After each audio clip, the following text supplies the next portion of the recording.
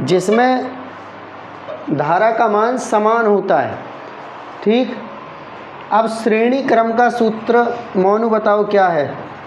मोनू हाँ, R1 + R2 + R3। Yes, R बराबर R1 + I2 + R3, ये है। R1 2, R 10, 2 12 ओम का टोटल है। ठीक, टोटल प्रतिरोध जो आता है वो 12 ओम। अब क्वेश्चन में क्या है? 2 एम्पियर की धारा है। कितने एम्पियर की? 2 एम्पियर की धारा है। जब 2 एम्पियर की धारा है, जब 2 एम्पियर की धारा है तो सभी में समान बहेगी, क्योंकि श्रेणी क्रम का जो मैटर है कुछ ऐसे होता है। ये श्रेणी क्रम लगा हुआ है। You can see in this question easily, this is the श्रेणी क्रम, है ना। श्रेणी क्रम में स्टूडेंट जो धारा है वो समान बहती है। धारा इसमें अनइक्वल नहीं होती, इक्वल ही होती है। मतलब धारा का मान बदल नहीं सकता, इसलिए सभी में एक धारा बहेगी।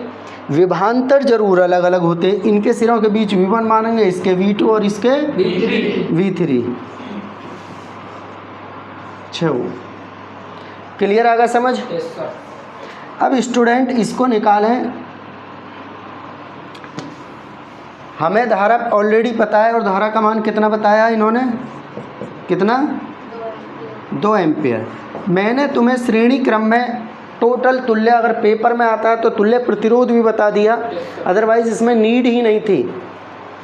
देखते नीड क्यों नहीं थी? क्योंकि हमारा जो सीधा सूत्र है V बराबर IR है। V बराबर IR। ये कह रहा प्रत्येक प्रतिरोध के सिरों के बीच विभांतर, तो विभांतर तो डायरेक्ट निकल ही आता भाई। यहाँ अगर मान के चलो पहले के साथ चाहिए तो यहाँ 1, यहाँ 1, धारा सभी में समान है। 1 लगाओ मत लगाओ धारा के साथ, तो कितना आएगा? I1 का मान 2, ये कितना है? पहला 2 ही तो है पहला प्रतिरोध, तो 4 वोल्ट। ये मैंने तुम्हें तुल्य एक्स्ट्रा में दिखा दिया, इसकी नीड नहीं थी। फिर बता रहा हूँ, अगर मुझे V2 का मान चाहिए तो क्या निकलेगा? बिल्कुल निकलेगा। धारा में सीधी गुणा कर दो ना भाई। 2 है, 4 दूनी 8, है ना। ये दोनों अभी तक राइट है, 4 दूनी 8 और 2 की गुणा 6 में हुई तो 6 दूनी 12। तो right answer will be A। आ गया समझ? नेक्स्ट क्वेश्चन स्क्रीन पे। किसी धातु के तार में विद्युत धारा का प्रवाह होता है। ये क्वेश्चन है अमन के लिए। अमन, किसी धातु के तार में विद्युत धारा का प्रवाह होता है मुक्त इलेक्ट्रॉनों के द्वारा, प्रोटॉनों के द्वारा, आयनों के द्वारा या न्यूट्रॉनों के द्वारा? तुम बताइए। गुड, मुक्त इलेक्ट्रॉनों के द्वारा। ना आया समझ? मैंने बताया, देखिए स्टूडेंट, अगर मेरे पास मार्कर है, इसमें भी इलेक्ट्रॉन हैं। इलेक्ट्रॉन हर कण में है। कहते हैं ना भगवान कण कण में है, ऐसा प्रतीत होता है जैसे इलेक्ट्रॉन ही गॉड पार्टिकल रख रहे हैं, बट ऐसा नहीं है। इसमें भी इलेक्ट्रॉन है, लोहे में भी इलेक्ट्रॉन है, परंतु इसमें मुक्त इलेक्ट्रॉन नहीं है। लोहे में मुक्त इलेक्ट्रॉन है, इसलिए धारा का प्रवाह हो जाता है। याद रखना है, मुक्त इलेक्ट्रॉन वे इलेक्ट्रॉन होते हैं जो आवेश को एक स्थान से दूसरे स्थान को ले जाते हैं, उन्हें कहते हैं मुक्त इलेक्ट्रॉन। प्रोटॉनों के द्वारा नहीं होता। प्रोटॉन बच्चों किसी में नहीं करते, ये याद रखना। प्रोटॉन तो नाभिक में रहते हैं परमाणु के, इनका कोई वर्क नहीं है। तो ये तो वैसे ही स्वतः ही गलत। न्यूट्रॉन भी नाभिक में सर, ये भी नहीं होंगे। आयन है आंसर राइट, पर इसका नहीं है। गैसों में आयनों द्वारा होता है, याद रखना। जब बरसात के मौसम में आप देखते हो कि कहीं भी लाइट उतर आई, क्योंकि मॉइस्चर होता है इन्वायरमेंट में। जो मॉइस्चर होता है इन्वायरमेंट में, वही मॉइस्चर आयनों के रूप में इलेक्ट्रिसिटी को कहीं भी उतरने में हेल्प करता है। तो याद रहेगा, आयनों द्वारा होता है, बट गैसों में। गैसों के लिए आपका राइट आंसर था। नेक्स्ट क्वेश्चन स्क्रीन पे। 1 माइक्रो ओम का मान होता है, गुनगुन, किसके बराबर होता है? 1 माइक्रो मैंने कई बार बताया, बहुत छोटा मात्रक है ये।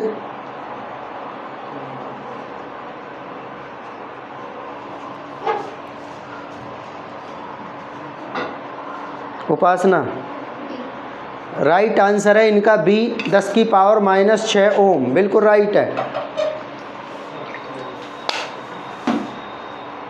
राइट आंसर है 10 की पावर -6 ही होगा।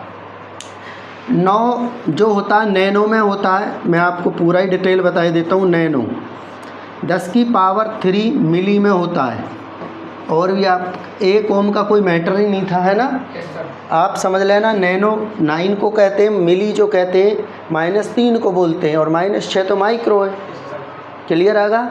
1 माइक्रो ओम में 10 की पावर -6 ओम होते हैं। नेक्स्ट क्वेश्चन बड़ा महत्वपूर्ण क्वेश्चन है स्टूडेंट, विकल्प की दृष्टि से। समझा तो हम इसे वैसे भी देंगे बड़े रूप में, परंतु ये विकल्प है। किसी तार की लंबाई उसकी प्रारंभिक लंबाई की 3 गुनी कर दी जाए तो प्रतिरोध पर क्या प्रभाव होगा। उसका प्रतिरोध हो जाएगा। यहाँ देखो, बड़े ध्यान से सुनिए स्टूडेंट, बड़ा अच्छा क्वेश्चन है। मैं इसकी तुम्हें एक ट्रिक बता रहा हूँ। ट्रिक R2 = n² R1, ये मात्र विकल्प में ही काम करेगी, डिटेल्ड में नहीं करेगी कुछ भी।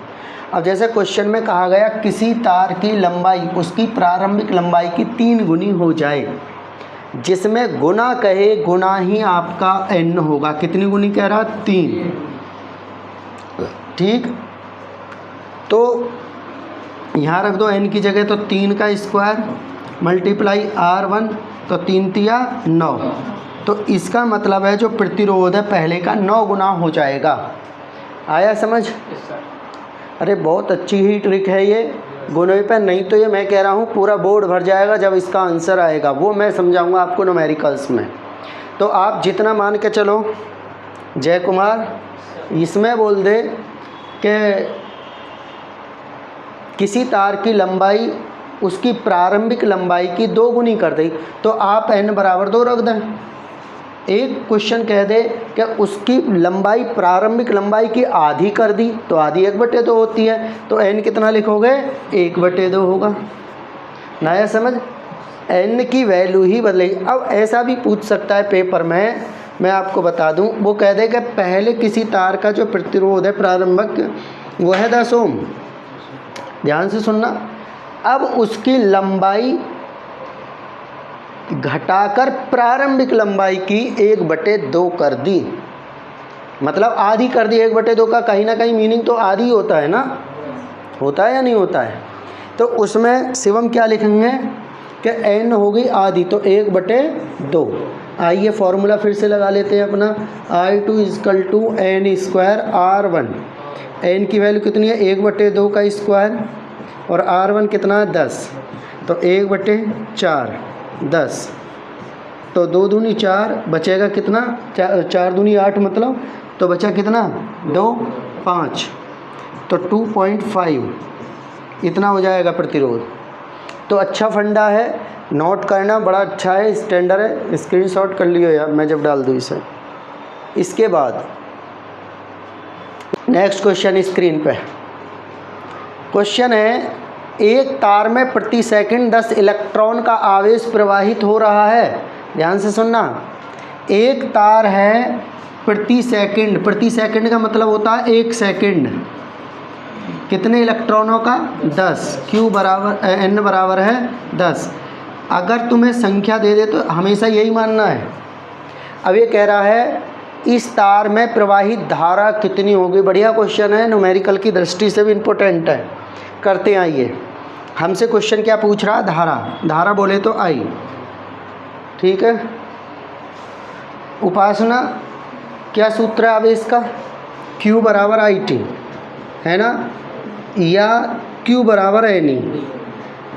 ये कह सकते हो तुम, सर तुमने डबल सूत्र क्यों लगाए, पूछो। क्योंकि किसी एक सूत्र से नहीं हो सकता था भाई। Q = IT लगा के मेरे पास आई नहीं थी ना Q था, मैं कैसे निकाल देता इसे। तो मैंने जब 2 सूत्र अगर धारा के साथ इलेक्ट्रॉनों की संख्या दे तो दोनों खोलने पड़ते हैं। मुझे चाहिए क्या, धारा, तो IT = NE, और मुझे चाहिए I, तो Ne/T। नंबर ऑफ इलेक्ट्रॉन कितने हैं? 10। आवेश कितना है इलेक्ट्रॉन पे सौम्या? -19। 1.6 गुणा 10⁻⁻19। इसके बाद टाइम 1 है ना। या तो बच्चों इसे इसी घात के रूप में ले लो, इलेक्ट्रॉन ही है ना ये। इसमें दो चांस हैं, या तो तुम घात के रूप में इसी को ले लो,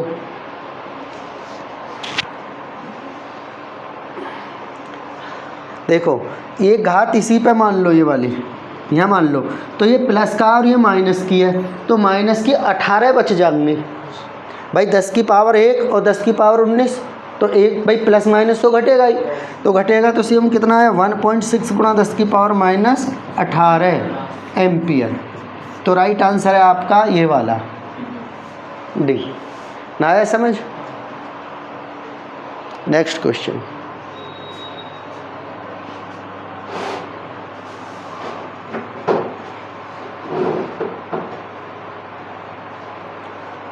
ध्यान से देखें फिर से। निम्नलिखित परिपथ में ए व बी बिंदु के बीच विभवांतर होगा। बच्चों इसमें बड़ा टेक्निकल क्वेश्चन होता है, और मैं सारे क्वेश्चन इस प्रकार के तुम्हें एक साथ भी समझा सकता हूँ। देखो अब इसमें तुम्हारे समझ में ही नहीं आएगा वी और ए और वी बी के बीच का विभवांतर है ना, क्या होगा कोई बताओ?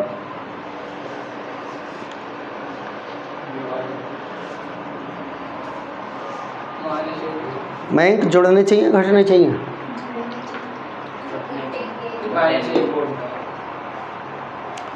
देखो बैटरी को जोड़ने का जो सही मैकेनिज्म है वो ये है, ऐसे एक प्लस जुड़ेगा तो एक माइनस। मैंने बहुत सारी बैटरी के तुम्हें दिखाए मैकेनिज्म, ये प्लस है तो ये माइनस, ये प्लस तो ये माइनस, ये प्लस तो ये माइनस। इसमें स्टूडेंट हो क्या रहा है, इसमें हो क्या रहा है कि ये नेगेटिव है छोटा वाला डंडा, तो ये भी नेगेटिव है, तो ये उल्टी जोड़ी है इन्होंने बैटरी, है ना। अगर ऐसा होता जाए इसमें कि ये ऐसे जुड़ी होती ऐसे, तो ये राइट होती। बैटरी को उल्टा जोड़ रखा है इन्होंने। जब बैटरी उल्टी जोड़ी है तो हम घटाएंगे ही इसे हमेशा। तो हम क्या करेंगे, दो में से एक को घटा देंगे, तो 2 - 1 1 वोल्ट। तो इसका राइट आंसर क्या होगा? एक राइट आंसर है हमारा डी, है ना। अब एक मिनट सुनो, सी और डी दोनों में प्लस माइनस भी दिया तो फिर तो सोचना पड़ेगा भाई, है ना। दोनों में प्लस माइनस दिया। अब इसमें डिपेंडेंसी कैसे? अगर तुम एक ही तरफ से चलो, ध्यान से देखो आंसर में डबल अल्टरनेट है। अगर आप एक ही, इससे पूछ रहा है, हमसे पूछ रहा है ए एवं बी के बीच, तो v a minus v b, ध्यान से सुनना ज़रा। तो हम इधर से चले तो ये पॉजिटिव है, तो इसे लो प्लस का, इस पे को चले तो सीधा एंट्री मार के माइनस पे, तो इसे लो माइनस का, तो इसका आंसर -1 राइट होगा। ये राइट नहीं होगा, -1 होगा। ना आया समझ? ये कब राइट होता कि जब बी एवं ए के बीच पूछता। दोबारा बताऊं क्वेश्चन को,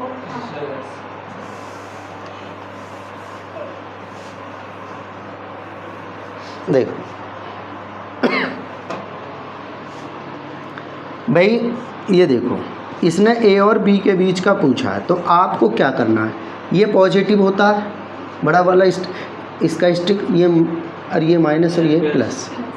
आपसे क्वेश्चन पूछा गया ए एवं बी के बीच, तो मैं ए की तरफ से चलता हूँ, चलता रहा तो पॉजिटिव पे टकराया मैं जाके, तो इसे लो प्लस का, गया गया गया, फिर मैं माइनस पे टकराया तो माइनस का दो, तो कितना हुआ -1 वोल्ट। पहले से ही माइनस कहाँ पे?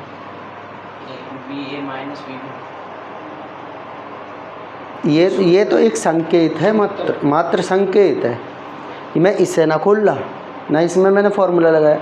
अब मान के चलो तुम निकालते v b minus v a के बीच का, तो फिर तुम्हें बी की तरफ से चलना, बी की तरफ से चले तो 2, अब गए गए गए, फिर इस पे माइनस का 1, तो उस समय प्लस का 1 लिखते वोल्ट। आगा समझ में? ये बारीकी है बहुत ज़्यादा, क्लियर होगा। जिधर से बोलेगा उसके हिसाब से चलेंगे, और चिन्ह जो लेते हैं याद रखना, जो बड़ी स्टिक होती है पॉजिटिव को दिखाती है, वहीं छोटी स्टिक माइनस नेगेटिव को दिखाती है। क्लियर कट आ रहा है आप लोगों के समझ? Next question.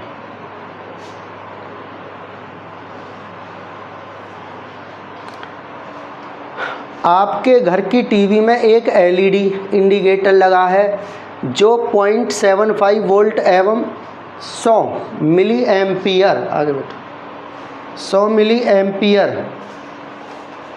का कार्य करता है। इसकी शक्ति क्या होगी? ये किसकी वैल्यू है? 0.75 वोल्ट, V की, विभवांतर या विभव की, है ना। तो ये जो दिया आपको V की वैल्यू दी है और कितनी है? 0.75 वोल्ट। आगा समझ? ये है 10 मिली एम्पियर, 100 मिली एम्पियर, तो ये है धारा 100 मिली, मिली क्या में -3 को अभी मैंने बताया या ना। अगर मिली आएगा तो -3 लगाओगे, माइक्रो आएगा तो -6 लगाओगे। क्लियर होगा? इसकी शक्ति क्या होगी? अब तुम्हें सूत्र शक्ति के कई हैं, उनमें से ऐसा सूत्र देखो जिनमें V और I आता हो, और वो सूत्र है शक्ति का P = V × I। V 0.75, धारा कितनी है? 100 × 10⁻³ -3 में मिली ही रहने दो, क्योंकि ये मिली में ही आंसर दे रखे हैं, तो मिली ही रहने देंगे। क्या होगा? इसकी गुणा इसमें करेंगे तो 75 आ जाएगा, है ना।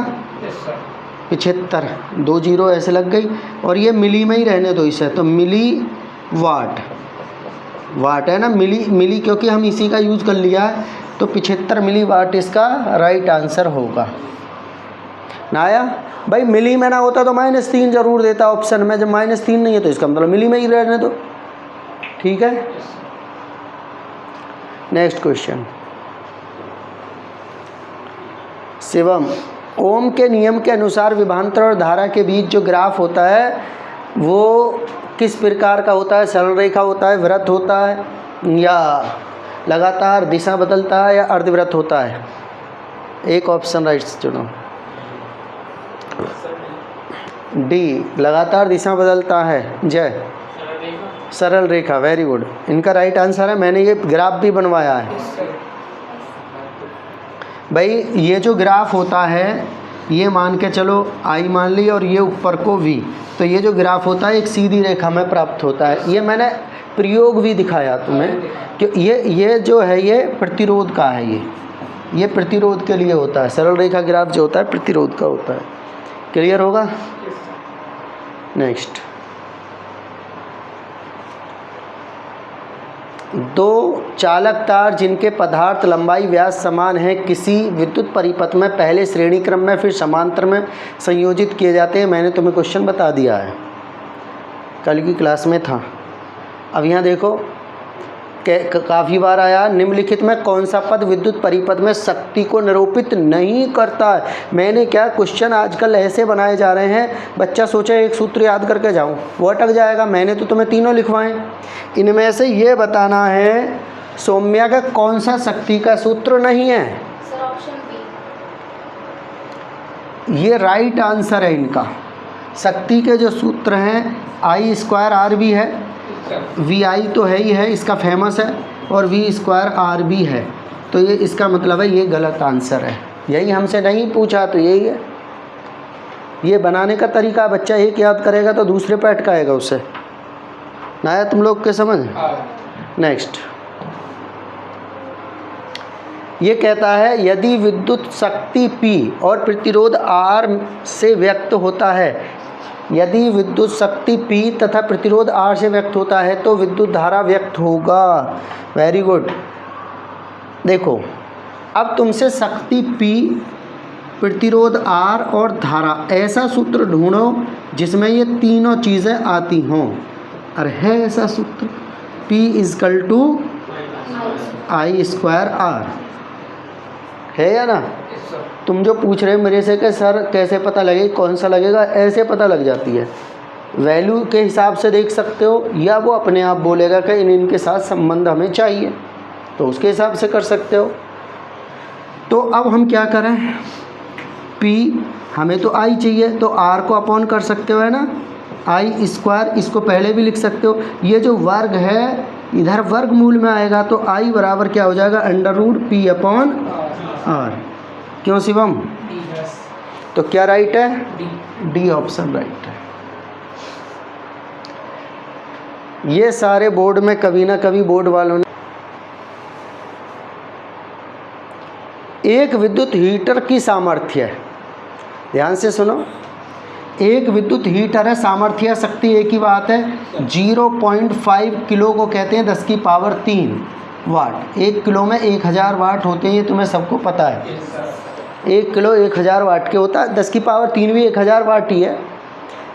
20 मिनट तक उपयोग में लाया जाता है, तो टाइम है ये, क्या है टाइम, कितने मिनट तक? 20 मिनट। उत्पन्न ऊष्मा, ऊष्मा ऊष्मा कह दो, कार्य कह दो, एक ही बात है, ये भी आप लोग याद रखना, क्योंकि जूल में कार्य भी और ऊर्जा ऊष्मा ये एक ही रूप है। कैलोरी में होती तो बदलना जरूर पड़ता। P equal to W upon t, famous सूत्र। तो W बराबर क्या हो जाएगा, P मल्टीप्लाई टी।